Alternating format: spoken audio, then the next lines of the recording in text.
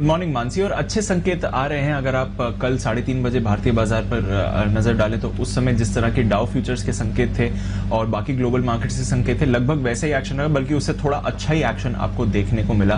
और इसलिए आप कह सकते हैं कि अच्छे संकेत आ रहे हैं ग्लोबल बाजारों से। एशिया में अच्छी शुरुआत है, एसजीएक्स निफ्टी माइल्ड पॉजिटिव है, डाउ फ्यूचर्स भी आपको पॉजिटिव ट्रेड ही इस समय दिखा रहे हैं। अमेरिकी बाजारों में कल 2 दिनों की सुस्ती के बाद थोड़ा चुस्ती वाला एक्शन जरूर आते हुए दिखा। हालांकि डाउ पर एक बार फिर से एकदम सीमित दायरे में ही कारोबार हुआ, 200 पॉइंट से कम की रेंज थी, पर 60 अंकों की बढ़त के साथ डाउ बंद हुआ। लगातार छठे दिन हमने देखा है S&P 500 पर नया रिकॉर्ड लगते हुए दिखा है और टेक्नोलॉजी शेयर्स में बढ़िया तेजी आती हुई दिखी है। नैस्डैक 1% उछला है कल और दिग्गज टेक्नोलॉजी शेयर्स का अच्छा पार्टिसिपेशन था वहां पर। बैंक शेयर्स पर हमने हल्का दबाव आते हुए देखा क्योंकि अमेरिकी बॉन्ड यील्ड कल फिर से फिसली है, 1.65 के लेवल से थोड़ा फिसल के 1.6263 के लेवल्स पर आपको आती हुई दिखी। इसके साथ ही अगर आप देखें तो जो बेरोजगारी के दावे आए वो अनुमान से ज्यादा आए। बाजार का अनुमान था कि 7 लाख से कम के साप्ताहिक बेरोजगारी के दावे आएंगे, उसके सामने अगर देखें तो लगभग 7.5 लाख के बेरोजगारी दावे आए, तो वहां से थोड़ी चिंता हुई, पर हालांकि इसका बाजार पर कुछ ज्यादा इंपैक्ट नहीं आते हुए दिखा।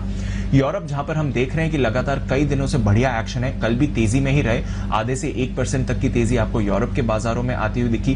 कई इंडेसीज ने नए रिकॉर्ड भी यूरोप में लगाए हैं और जर्मनी से काफी मजबूत इंडस्ट्रियल डेटा आया है, जिसकी वजह से यूरोप का सेंटिमेंट कल काफी पॉजिटिव रहा। अमेरिकी भंडार बड़े हैं कच्चे तेल के और इसलिए हमने देखा कि कच्चे तेल के भाव पर ऊपरी स्तरों पर थोड़ा सा दबाव रहा। वैसे आप कह सकते हैं कि एक रेंज में ही कारोबार हुआ, 1% से कम का मूवमेंट आपको ब्रेंट पर कल आते हुए दिखा। 62-63 की रेंज में फिलहाल ब्रेंट अटका हुआ है। सोने पर नजर डालिए, यहां पर लगातार तेजी का माहौल है। अब $1750 के पार अंतरराष्ट्रीय बाजार में आपने सोने को जाते हुए देखा है, 1 महीने की ऊंचाई के करीब है। वहीं डॉलर पर पिछले कुछ दिनों से दबाव है और कल भी हमने डॉलर इंडेक्स पर दबाव ही देखा। Anil sir, good morning. विदेशी बाजार के संकेत, FIS की बाइंग को कैसे समझे और आज फिर निफ्टी बैंक निफ्टी के लिए अहम स्तर क्या होंगे? Good morning Mansi. देखिए, ट्रेंड मजबूती का है और संकेत अच्छे हैं। बहुत ज्यादा दमदार हो वैसे नहीं है और खराब तो बिल्कुल भी नहीं।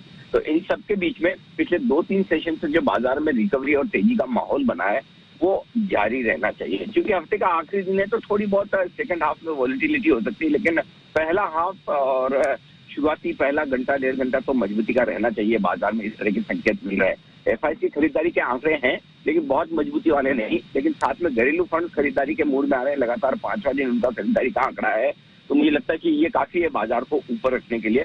वहीं कोरोना के मामले थोड़ा सा बाजार में ऊपरी स्तरों पर चिंता भी रखेंगे। तो दोनों तरह के संकेत है, लेकिन संकेत ज्यादा मजबूती की तरफ है। ऐसे में आपको खरीदारी का रुझान रखना चाहिए। स्पेसिफिकली स्टॉक स्पेसिफिक एक्शन बहुत देखने को मिलेगा। अभी जो मार्केट का मूड माहौल है उसमें अगर इंडेक्स बहुत ज्यादा तेजी ना भी दिखाए या बहुत ज्यादा ना भी गिरे, उतना काफी है। इंडेक्स अगर मेंटेन है तो आपको ब्रॉडर मार्केट में पूरा एक्शन तेजी का बनता हुआ दिखेगा और उस लिहाज से 14,775, 14,825 ये आज के लिए सपोर्ट जोन के तौर पर काम करेगा। और कमजोरी का पहला लक्षण आपको तभी नजर आएगा जब बाजार इस रेंज के नीचे ट्रेड करना शुरू करे, जिसकी संभावना कम नजर आती है। ऊपर 14,975, 15,050, ये 75 पॉइंट की रेंज ऐसी है जहां पर बाजार में प्रॉफिट बुकिंग आती हुई दिखेगी। निफ्टी वहां तक पहुंचता है तो, और ज्यादा से ज्यादा 15,100 तक का एक बार रास्ता बनता है। बैंक निफ्टी का जहां तक सवाल है, निफ्टी के मुकाबले में कम मजबूत है या यूं कह सकते हैं कि कमजोर भी। ऐसे में 32,350, 32,500 बैंक निफ्टी के लिए मजबूत सपोर्ट जोन है। इस रेंज में आए तो बैंक निफ्टी में खरीदारी करने का मौका बनेगा। और ऊपर में 33,175, 33,300 बैंक निफ्टी के लिए वो रेंज है जहां पर आपको मुनाफा वसूली या बिकवाली आती हुई नजर आएगी। तो इन लेवल्स और रेंज पर आपको रखनी है नजर। आप देख रहे हैं मॉर्निंग कॉल और मैं हूं हर्षिता सावंत। याद रखिएगा ये है हफ्ते का आखिरी कारोबारी सत्र और देखते हैं आज ग्लोबल मार्केट से संकेत कैसे हैं, क्या कुछ आपके रेडार पर रहना चाहिए ट्रेड के लिहाज से। लेकिन सबसे पहले नजरें रहेंगी इस समय की सुर्खियों पर।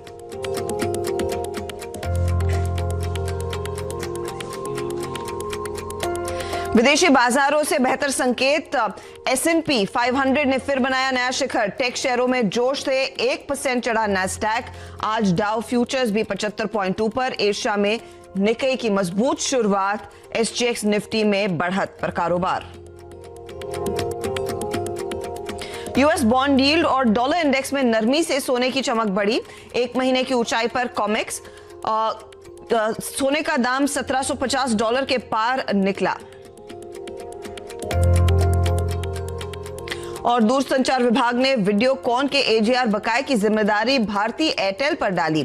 कहा चुकाना होगा 1376 करोड़ का बकाया। भारती ने किया विरोध, बोली डीओटी की चिट्ठी का कोई नहीं है कानूनी आधार।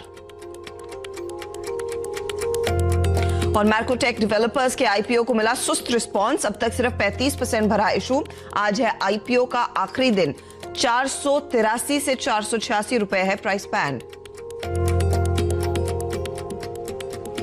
और कोरोना पर मुख्यमंत्रियों के साथ बैठक में पीएम मोदी ने लॉकडाउन को बताया गैर जरूरी। कहा रोकथाम के लिए सख्त गवर्नेंस पर होना चाहिए फोकस। और कोरोना के नए मामले से नहीं मिल रही है कोई राहत। कल देश भर में आए करीब 1,31,000 से ज्यादा नए केस। कर्नाटक, यूपी, जम्मू कश्मीर के कई शहरों में लगा नाइट कर्फ्यू। तो ये अब तक के डेटा पॉइंट्स रहे, लेकिन आखिरकार अमेरिका में हो क्या रहा है, वैक्सीन की स्थिति क्या बनती दिखाई दे रही है, कई चीजें हैं जिस पर हर रोज हम बातचीत करते हैं। Neeraj, good morning. नैस्डैक, एस&पी हर रोज हाई, ये तो आदत बन गई है। आदत बन गई है। कल बिल्कुल हाईस पे जाके बंद हुआ है। 41 उसका हाई था और बिल्कुल उसी के करीब जाके बंद हुआ है। और इस समय भी आप देखें तो फिर से ऊपर की तरफ जाने की इशारा कर रहा है।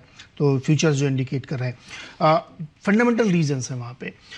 कल फेडरल चेयर जो है जेरोमी पावेल, उन्होंने उनका IMF और वर्ल्ड बैंक की जो मीटिंग चल रही है उसमें उन्होंने स्टेटमेंट दिया है कि कोट अनकोट ग्रेट इकोनॉमी की तरफ हम बढ़ रहे हैं और पूरी मदद फेड की तरफ से की जाएगी जब तक ज़रूरत होगी। उन्होंने रिट्रेट किया और बहुत सारा पैसा जो सिस्टम में है और भी ज़्यादा आने की संभावना है।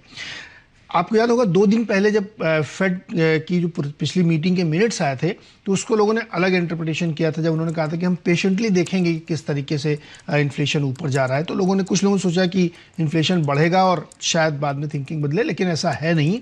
क्योंकि इस बात को थोड़ा सा पॉलिटिकली ये समझिए कि बाइडेन साहब ने एक बहुत बड़ा ऐलान किया है बड़े पैकेज को लाने का और उससे बहुत सिस्टम में पैसा आएगा। तो ये बात फेड को भी मालूम है कि हमको उसको कैसे मैनेज करना है, इसलिए वो बार बार रिट्रेट कर रहे हैं कि इन्फ्लेशन अगर ऊपर की तरफ जा रहा है, 2% को क्रॉस भी कर रहा है, तब भी वो बॉन्ड बाइंग नहीं रोकेंगे, इंटरेस्ट रेट नहीं बढ़ाएंगे जब तक कि फुली रिकवर्ड नहीं हो जाता है।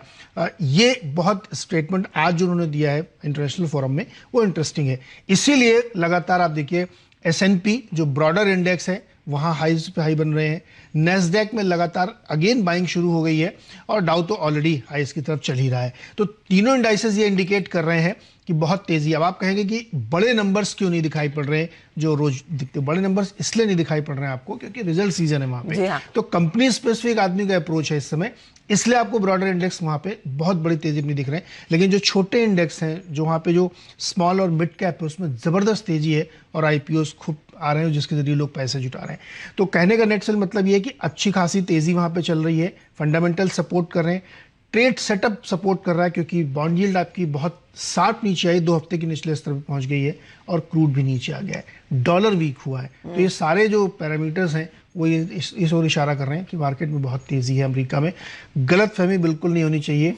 JP मॉर्गन ने कह दिया है कि 2023 तक ये बुल रन अमेरिका में चलेगा। अच्छा नीरज जी, ये जो टैक्स बढ़ाने की बात हो रही है, मैं इनफैक्ट इंटरनेशनल फीड पर सुन रही थी कि ये रिजल्ट सीजन तो अच्छा निपट जाएगा, अगले सीजन ऑनवर्ड जब भी वो टैक्स बढ़ेगा तो प्रॉफिटेबिलिटी फिर दबाव में आ सकती है इन तमाम कंपनियों की। उसको लेकर अभी तक तो चिंता है नहीं। इसमें एक चीज समझने वाली है अर्शदा, 21 से बढ़ा के 28% किया गया। इससे जो बहुत बड़े कॉरपोरेशंस हैं उनके ऊपर आने वाले कुछ वक्त में इंपैक्ट दिखेगा। लेकिन एक मिनिमम अल्टरनेटिव टैक्स भी उन्होंने लॉन्च किया 15% का, कि जो 80% कंपनीज हैं जिनकी इनकम सर्टेन नहीं है और अभी भी उस फेज में जहाँ पे उनको दिक्कत है, तो वो 15% वाला ऑप्शन ले सकती हैं। तो मैक्सिमम चंक आपने जो इकोनॉमी का है उसको उस जगह पे लाके खड़ा कर दिया जहाँ पे उनको बहुत दिक्कत नहीं होगी। इसलिए ये इतना बड़े ऐलान के बावजूद मार्केट बहुत बुरा नहीं गिरा है क्योंकि वो उसको हैच कर दिया एक तरीके से। तो डेफिनेटली आप सही करें कि दूसरे तीसरे क्वार्टर में जाके थोड़ा इंपैक्ट दिखना शुरू होगा, लेकिन वो हैज इससे रहेगा क्योंकि 15% का जो टैक्स उन्होंने लॉन्च किया ये भी बड़ा पॉजिटिव है। तो इसलिए बहुत ज़्यादा चिंता वहाँ पे है नहीं।